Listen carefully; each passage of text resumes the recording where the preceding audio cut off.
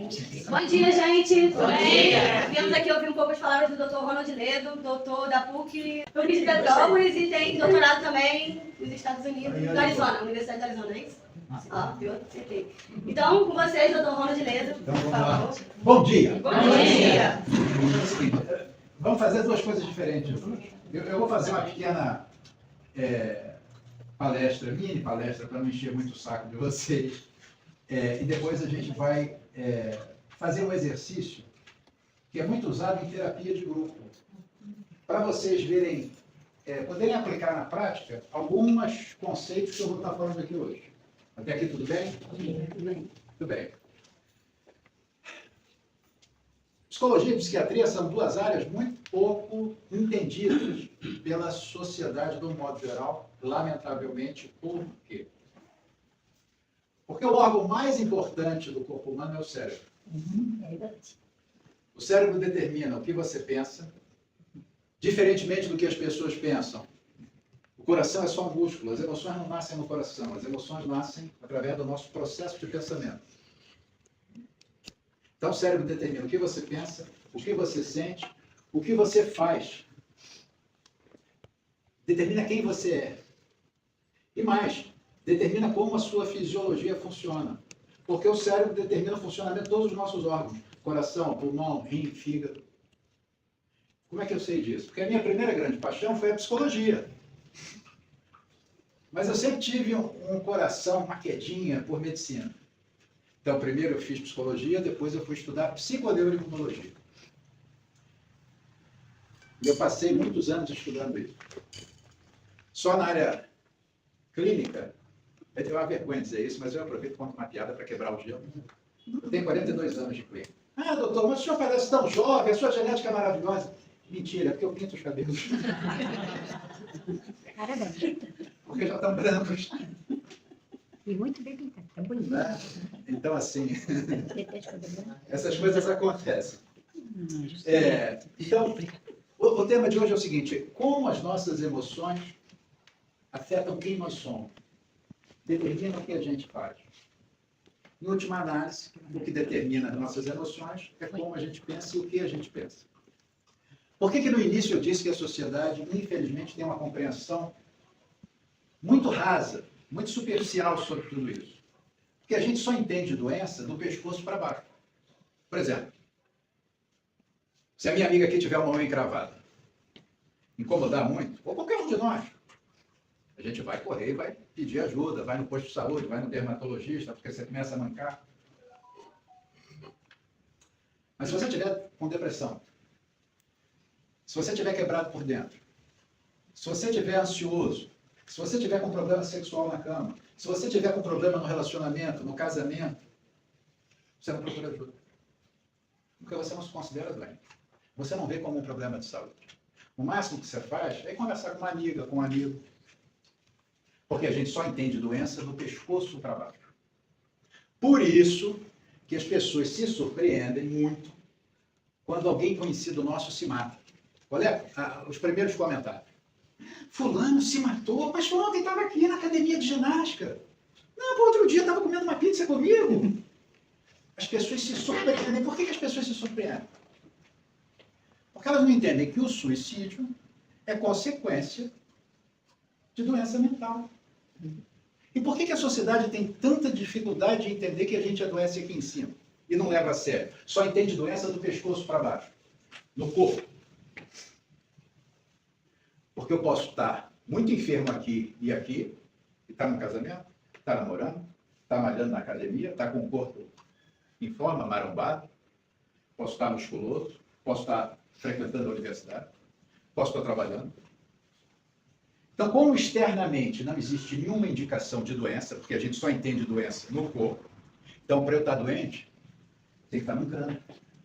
Eu tenho dificuldade de me levantar, eu tenho que estar deitado, eu tenho que estar numa cadeira de roda, eu tenho que ter alguma imobilidade física. Como a imobilidade física não existe, eu assumo que a pessoa tem saúde. Então, essa é a dificuldade das pessoas entenderem o que é psicologia e o que é psiquiatria. Até aqui tudo bem? Muito bem. Então, eu costumo dizer o seguinte: psicologia e psiquiatria são áreas fascinantes porque estudam a última fronteira da humanidade. minha e sua, a última fronteira do ser humano. Qual é a última fronteira? O cérebro. Eu não sei se vocês sabem, a área de informática, hoje conhecida como TI, né, programação e tal, inteligência artificial, está tudo muito falado. A área de informática ela começa no final da década de 40, início da década de 50, com os psicólogos. Não havia a profissão de programador. Não havia profissional de TI. Por que começa com os psicólogos? Porque a psicologia estuda como a informação viaja dentro do cérebro. Então, o que os psicólogos fizeram para criar o computador? Simularam como a informação trabalha, só que ao invés de aqui dentro, na máquina. Meu querido, estimado amigo, que me deu a oportunidade de estar aqui hoje, sabe disso melhor que ninguém. A internet foi um projeto militar americano, desenvolvido como arma militar. Não era para ser uma coisa pública como a gente usa hoje. Eu tive a felicidade que 3 pessoas estavam responsáveis pela criação e desenvolvimento da internet. Nos Estados Unidos, nas Forças Armadas. Um deles foi meu professor de psicologia. E era um brasileiro. Eu estou dizendo isso porque às vezes eles não valorizam o que é nosso. Né? E aí, saindo um pouquinho da palestra, para a gente valorizar o que é nosso, outro brasileiro, também, esse não, foi meu amigo. João Batista Franco, irmão do Sérgio Franco, do laboratório Sérgio Franco, né, que faz exame. A NASA estudou o cérebro desse brasileiro. Por quê? Porque ele deu a solução para os astronautas voltarem à Terra e não morrerem depois que eles chegassem da Lua. Ninguém sabe que foi o brasileiro que trouxe o consolo. Só a NASA. Porque a gente não valoriza o que é nosso. O que a gente põe na imprensa, nos jornais, é o cara que joga bola. É o Caetano Veloso, é o Chico Buarque, é o Zeca Pagodinho, é o outro que foi preso. Voltando, então, depois dessa paradinha, voltando à questão das emoções.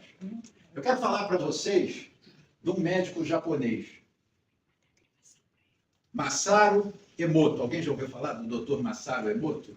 O Dr. Masaru Emoto fez uma coisa muito bacana para provar como as emoções nos afetam. Ele fez o seguinte, ele botou um grupo de pessoas aqui, no meio ele botou uma mesa com vários vasilhames cheios de água. E do outro lado da mesa ele botou outro grupo de pessoas. Tá bom? Aí as pessoas que estavam sentadas aqui falavam para as pessoas que estavam desse lado da mesa só coisas positivas. Você é uma pessoa de bom caráter, eu te amo, vai dar tudo certo na sua vida, você é uma pessoa nota 10, eu te admiro, eu te quero bem. E as pessoas que recebiam esses elogios tinham a reciprocidade, também falava só coisas positivas. No meio tinha os vasilhames de água. Saúde. Aí foram estudar as moléculas da água. E descobriram, depois desse experimento, descobriram que a água ficou mais filtrada, mais pura. As moléculas obtiveram uma harmonia maior entre si.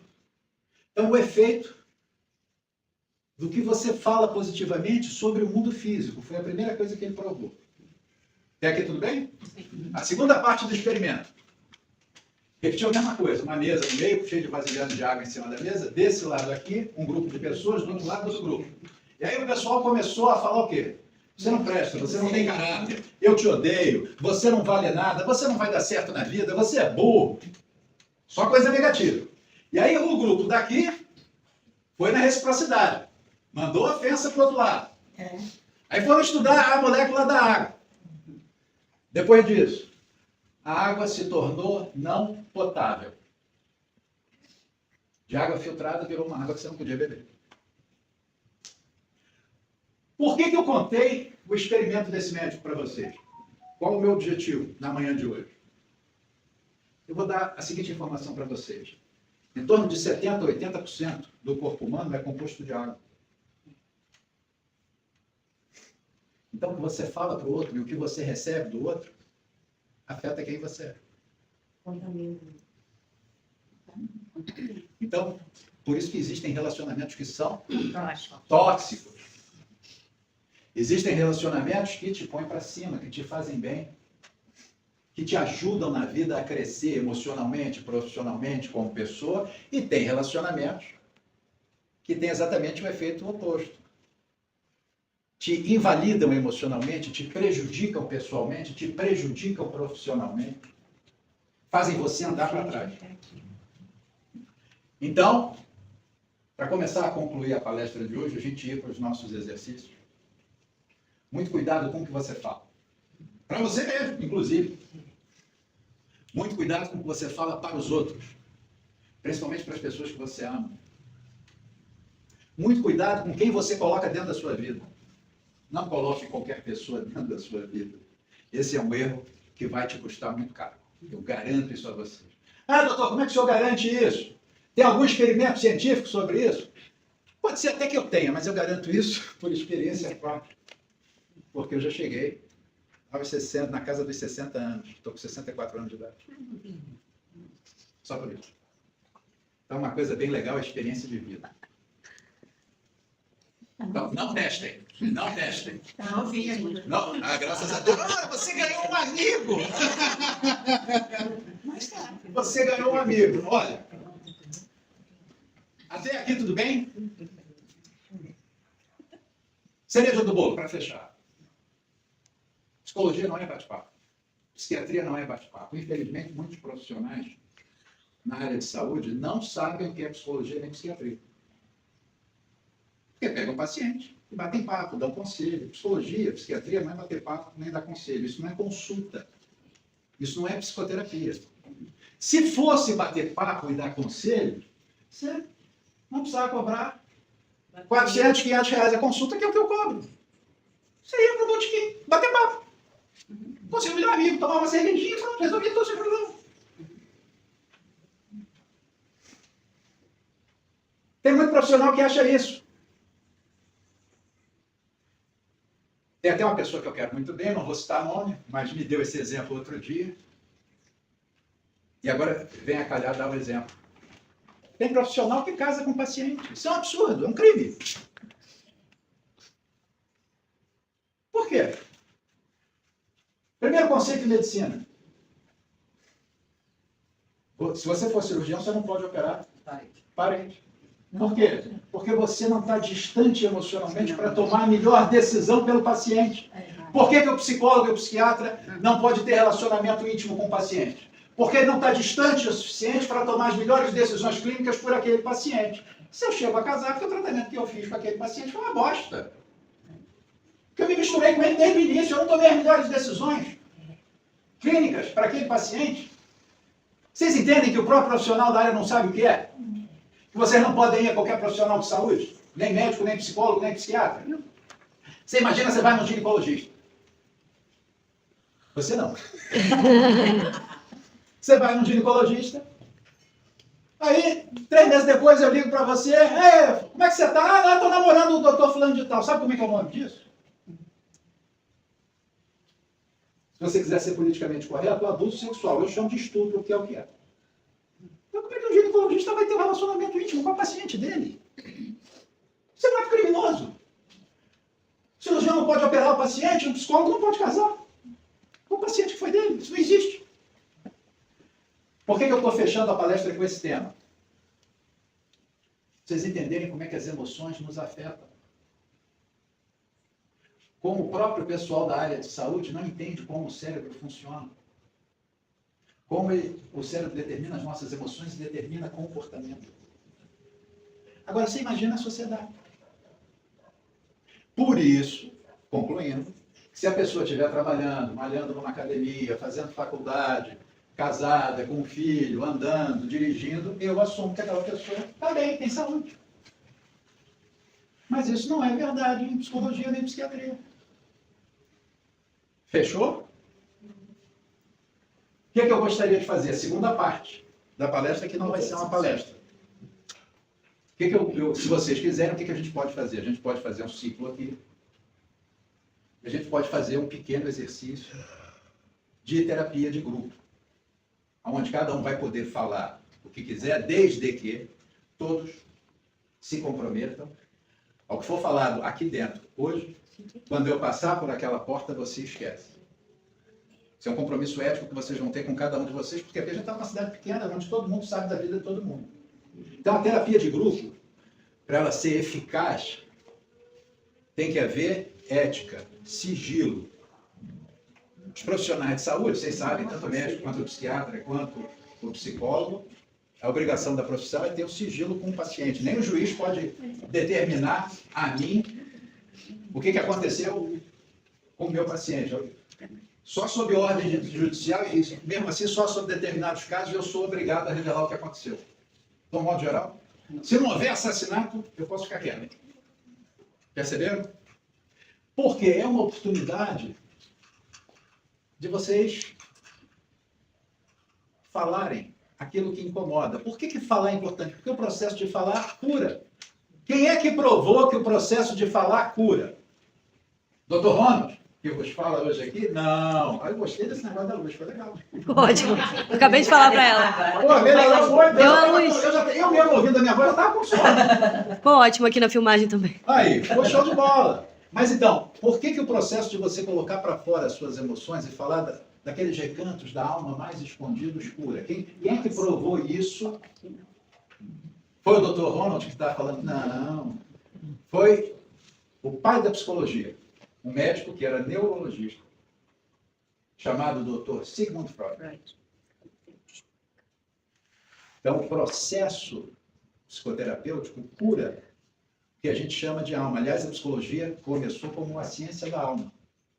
Em 1888 foi o laboratório na Alemanha que ele fez nascer a psicologia. E era a ciência da alma. Por quê? Porque alma, traduzido do latim, é o conjunto de pensamento, emoção e comportamento. Eles quiseram dar um termo mais científico, porque a alma sempre foi identificada como um termo religioso, tiraram a palavra alma. Mas é isso. É a ciência que estuda pensamento, emoções e comportamento. E como é que Freud provou que você falar das suas emoções gera cura? Com o caso da Anna Pohl. Freud era um médico austríaco, o consultório dele era em Viena, e ele atendia essa moça. Devia ter mais ou menos a sua idade, 20 e poucos anos. E a Anna Pohl tinha uma paralisia na mão direita, mão de verdugo. E você podia alfinetar a mão dela, ela ficava imóvel, não sentia dor, não sentia nada. Só que como ele tinha estudado fisiologia, ele reparou o seguinte, que a paralisia dela era no formato de luva. Então, por exemplo, se ele enfiasse o alfinete aqui, doía. Mas se ele enfiasse desse lado da mão, ela não sentia nada. E do ponto de vista fisiológico, isso é impossível, por causa da inervação. Então, se você tem um lado da mão comprometido, quando você enfia a agulha aqui, você sente, e aqui também. Não existe essa separação da luva. Aí ele viu que o problema não era fisiológico, não era uma questão de inervação. O problema estava onde? Na cabeça. Mas ela estava mentindo que ela não sentia dor? Não. Era um problema real. E aí a psicologia nasce. E desse processo nasceu um campo da psicologia que a gente hoje chama de psicopatologia. Por exemplo, tem determinadas doenças que não são de origem nem genética, nem fisiológica, nem hormonal, nem imunológica. Ah, doutor, que doenças são essas? Úlcera, gastrite. 90% das dermatites são de origem psicológica e emocional.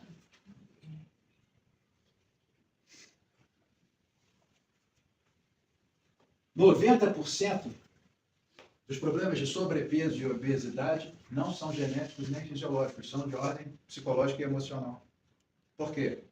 Porque geralmente a pessoa come demais para preencher um vazio interior. Esse campo que estuda como é que as emoções faz desenvolver sintomas e doenças, em psicologia se chama psicossomática. Então a importância de vocês, eu mesmo montando aqui, vocês, uma vez por mês, fazerem um grupo entre vocês, com um facilitador, um mediador, que possa criar um ambiente acolhedor para vocês falarem daquilo que é importante para vocês, daquilo que causa obstáculos, dificuldade, eu acho que seria bem bacana para essa associação, para esse grupo. Então, se vocês quiserem, a gente pode, agora no final da palestra, fazer a segunda parte do exercício, vai levar o tempo que vocês quiserem. Geralmente leva meia hora, não é todo mundo que resolve falar. algumas pessoas falam, quem ouve também se beneficia, porque, poxa, eu tenho a mesma questão, mas não estou me sentindo à vontade de falar hoje. Mas observa o outro falando daquilo que te é importante, que também te afeta, isso também é um processo de cura. Fechou? Vamos então, vocês querem fazer a segunda parte? Vamos botar em votação. Vamos lá. Quem é a favor, levanta a mão. Maioria. Então vamos fazer o exercício. Vamos lá. Vamos fazer um círculo aqui. Agora eu só vou pedir uma coisa. Desliga aqui. Tá.